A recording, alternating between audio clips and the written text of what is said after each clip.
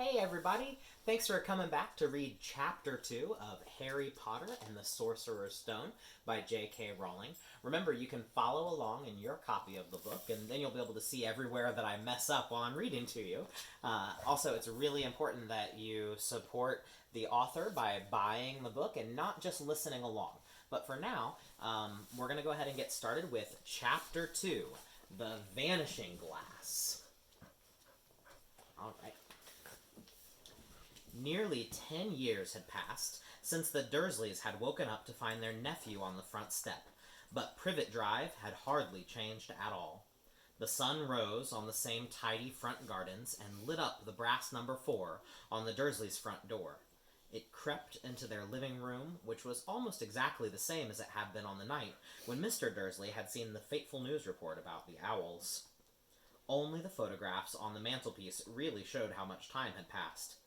10 years ago, there had been lots of pictures of what looked like a large pink beach ball wearing different colored bobble hats.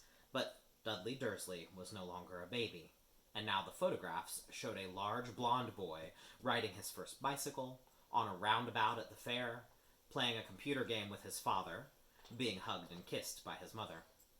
The room held no sign at all that another boy lived in the house, too. Yet Harry Potter was still there, asleep at the moment, but not for long. His Aunt Petunia was awake, and it was her shrill voice that made the first noise of the day. "Up! Get up! Now!" Harry woke with a start. His aunt rapped on the door again. "Up!" she screeched. Harry heard her walking toward the kitchen, and then the sound of the frying pan being put on the cooker. He rolled onto his back and tried to remember the dream he'd been having. It had been a good one. There'd been a flying motorbike in it. He had a funny feeling he'd had the same dream before. His aunt was back outside the door. "Are you up yet?" she demanded. "Nearly," said Harry. "Well, get a move on. I want you to look after the bacon. And don't you dare let it burn. I want everything perfect on Dudley's birthday." Harry groaned. "What did you say?" his aunt snapped through the door. Nothing. Dudley's birthday. How could he have forgotten? Harry got slowly out of bed and started looking for socks. He found a pair under his bed and, after pulling a spider off of one of them, put them on. Harry was used to spiders because the cupboard under the stairs was full of them, and that was where he slept. When he was dressed, he went down the hall into the kitchen. The table was almost hidden beneath all of Dudley's birthday presents. It looked as though Dudley had gotten the new computer he wanted, not to mention the second television and the racing bike. Exactly why Dudley wanted a racing bike was a mystery to Harry, as Dudley was very fat and hated exercise. Unless, of course, it involved punching somebody. Dudley's favorite punch bag was Harry, but he couldn't often catch him. Harry didn't look it, but he was very fast. Perhaps it had something to do with living in a dark cupboard, but Harry had always been small and skinny for his age. He looked even smaller and skinnier than he really was, because all he had to wear were old clothes of Dudley's, and Dudley was about 4 times bigger than he was. Harry had a thin face, knobbly knees, black hair, and bright green eyes. He wore round glasses held together with a lot of sellotape, because of all the times Dudley had punched him on the nose. The only thing Harry liked about his own appearance was a very thin scar on his forehead, which was shaped like a bolt of lightning. He had had it as long as he could remember, and the first question he could ever remember asking his Aunt Petunia was how he got it. "In the car crash when your parents died," she had said, "and don't ask questions." Don't ask questions. That was the first rule for a quiet life with the Dursleys. Uncle Vernon entered the kitchen as Harry was turning over the bacon. "Comb your hair," he barked by way of morning greeting. About once a week, Uncle Vernon looked over the top of his newspaper and shouted that Harry needed a haircut. Harry must have had more haircuts than the rest of the boys in his class put together, but it made no difference. His hair simply grew that way, all over the place. There's Harry in his cupboard under the stairs.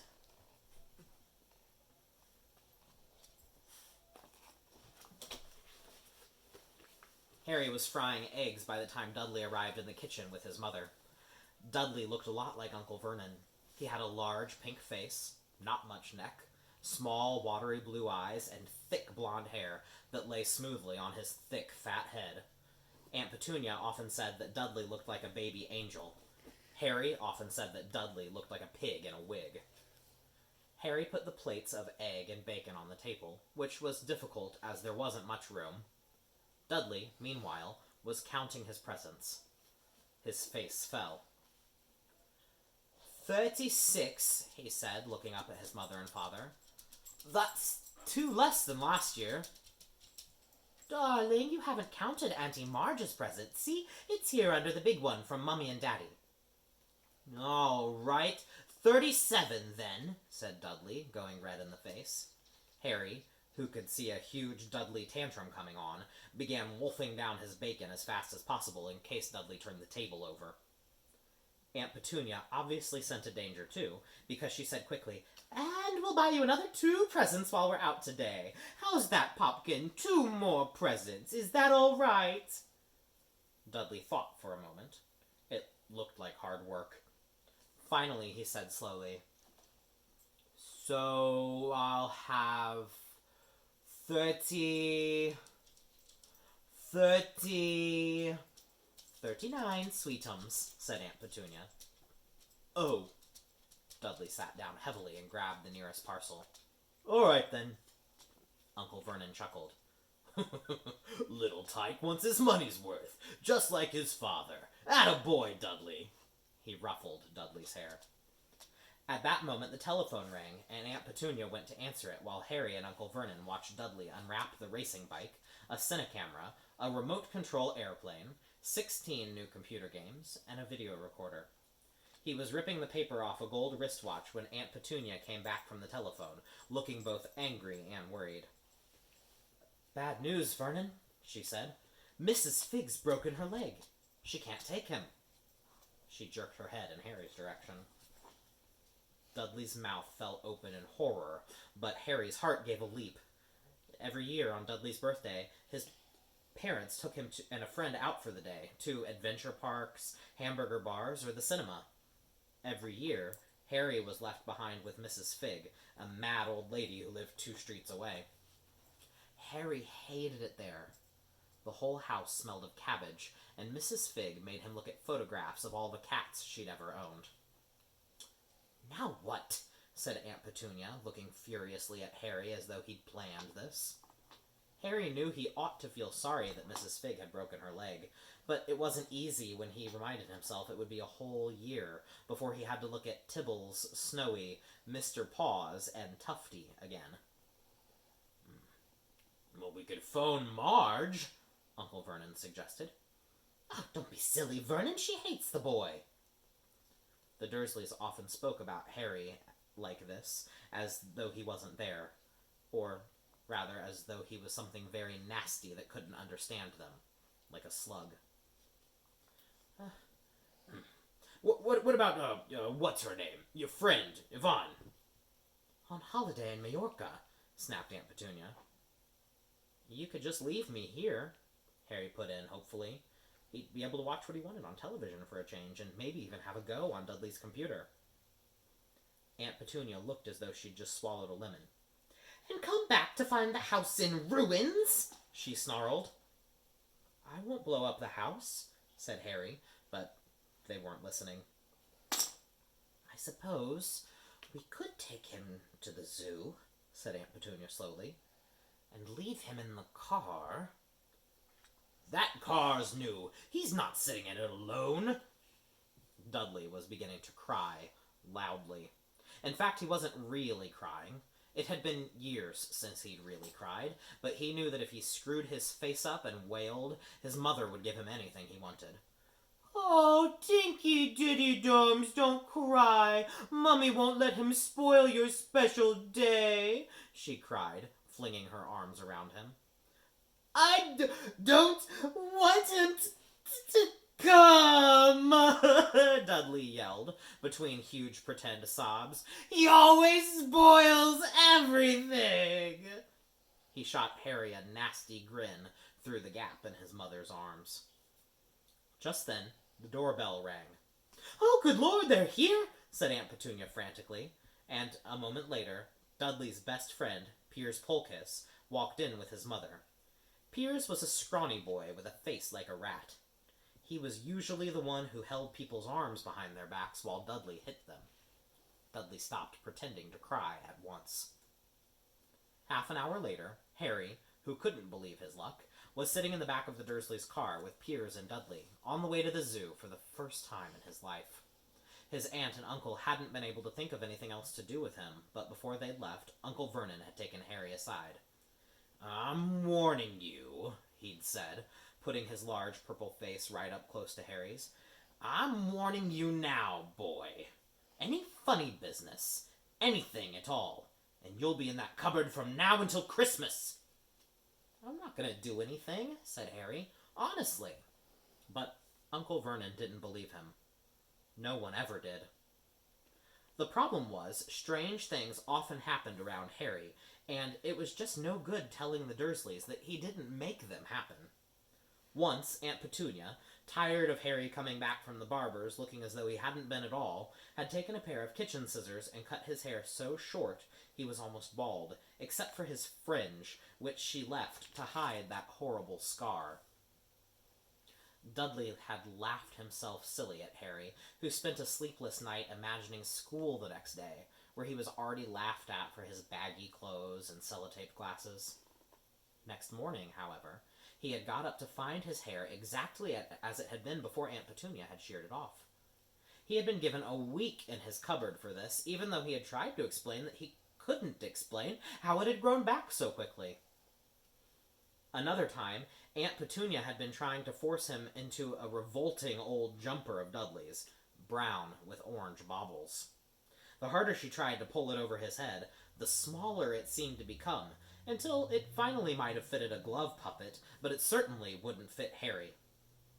Aunt Petunia had decided it must have shrunk in the wash, and, to his great relief, Harry wasn't punished.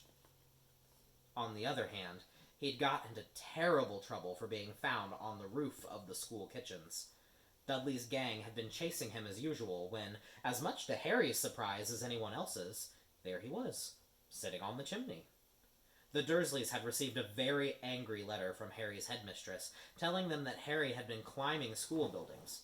But all he'd tried to do, as he shouted at Uncle Vernon through the locked door of his cupboard, was jump behind the big bins outside the kitchen doors. Harry supposed that the wind must have caught him in mid-jump. But today, nothing was going to go wrong. It was even worth being with Dudley and Piers to be spending the day somewhere that wasn't school, his cupboard, or Mrs. Figg's cabbage-smelling living room. While he drove, Uncle Vernon complained to Aunt Petunia. He liked to complain about things.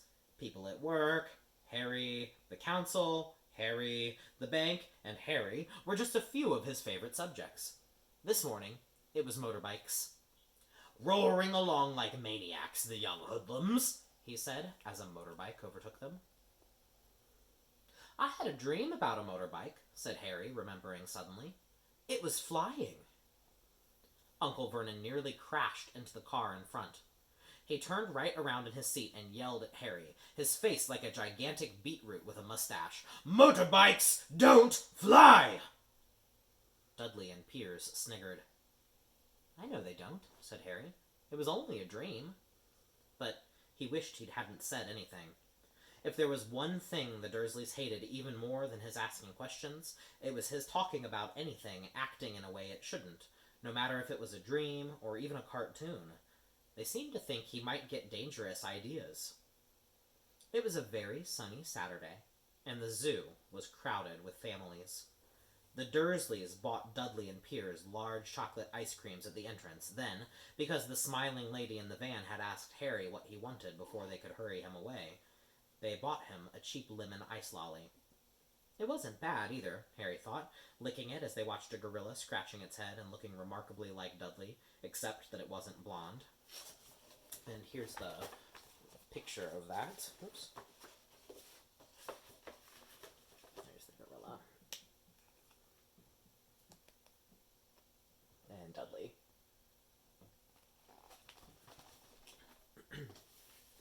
Harry had the best morning he'd had in a long time. He was careful to walk a little way apart from the Dursleys so that Dudley and Piers, who were starting to get bored with the animals by lunchtime, wouldn't fall back on their favorite hobby of hitting him. They ate in the zoo restaurant, and when Dudley had a tantrum because his Knickerbocker glory wasn't big enough, Uncle Vernon bought him another one, and Harry was allowed to finish the first.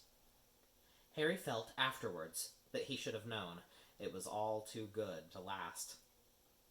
After lunch, they went to the reptile house. It was cool and dark in there, with lit windows all along the walls.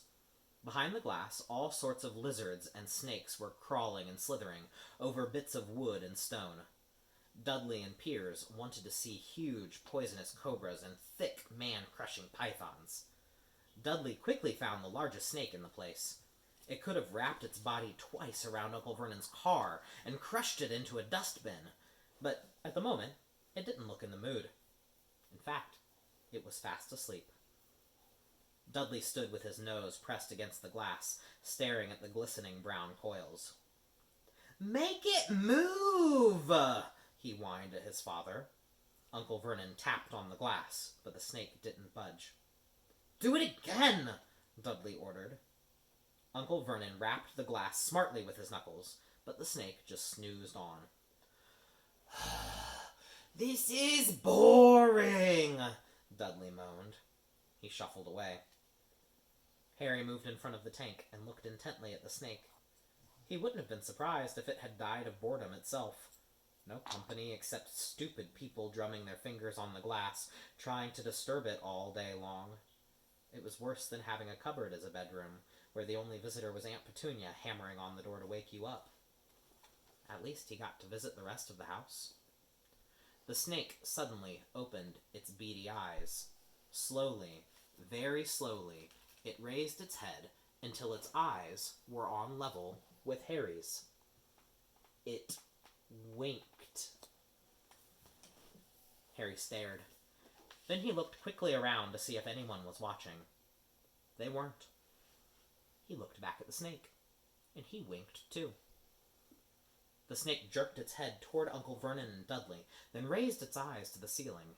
It gave Harry a look that said quite plainly, "I get that all the time." "I know," Harry murmured through the glass, though he wasn't really sure the snake could hear him. "It must be really annoying." The snake nodded vigorously. "Where do you come from, anyway?" Harry asked. The snake jabbed its tail at a little sign next to the glass. Harry peered at it. Boa constrictor. Brazil. "Was it nice there?" The boa constrictor jabbed its tail at the sign again, and Harry read on. This specimen was bred in the zoo. "Oh, I see. So you've never been to Brazil?"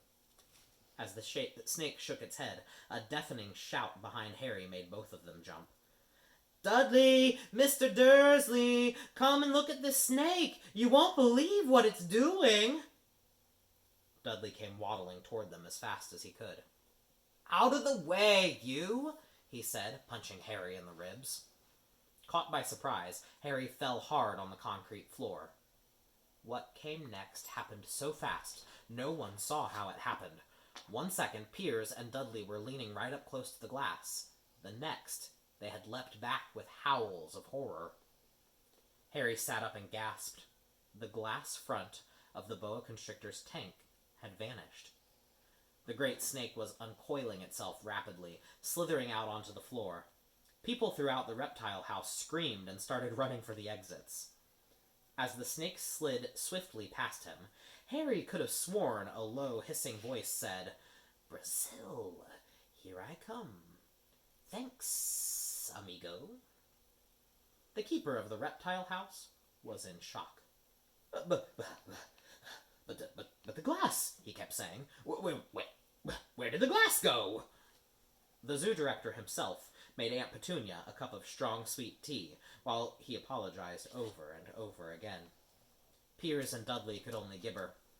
As far as Harry had seen, the snake hadn't done anything except snap playfully at their heels as it passed, But by the time they were all back at Uncle Vernon's car, Dudley was telling them how it had nearly bitten off his leg, while Piers was swearing it tried to squeeze him to death. But worst of all, for Harry at least, was Piers calming down enough to say, "Harry was talking to it, weren't you, Harry?" Uncle Vernon waited until Piers was safely out of the house before starting in on Harry. He was so angry he could hardly speak. He managed to say, "Go! Cupboard! Stay! No meals!" before he collapsed into a chair, and Aunt Petunia had to run and get him a large brandy. Here's a picture of the snake escaping from the zoo.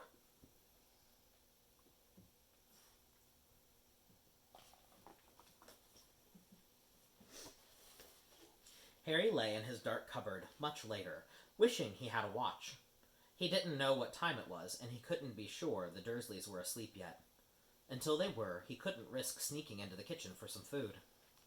He'd lived with the Dursleys almost 10 years. 10 miserable years, as long as he could remember, ever since he'd been a baby and his parents had died in that car crash. He couldn't remember being in the car when his parents had died. Sometimes, when he strained his memory during long hours in his cupboard, he came up with a strange vision. A blinding flash of green light and a burning pain on his forehead. This, he supposed, was the car crash, though he couldn't imagine where all the green light came from. He couldn't remember his parents at all. His aunt and uncle never spoke about them, and of course he was forbidden to ask questions.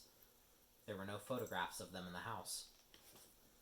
When he had been younger, Harry had dreamed and dreamed of some unknown relation coming to take him away, but it had never happened. The Dursleys were his only family. Yet sometimes he thought, or maybe hoped, that strangers in the street seemed to know him. Very strange strangers they were, too. A tiny man in a violet top hat had bowed to him once while out shopping with Aunt Petunia and Dudley. After asking Harry furiously if he knew the man, Aunt Petunia had rushed them out of the shop without buying anything.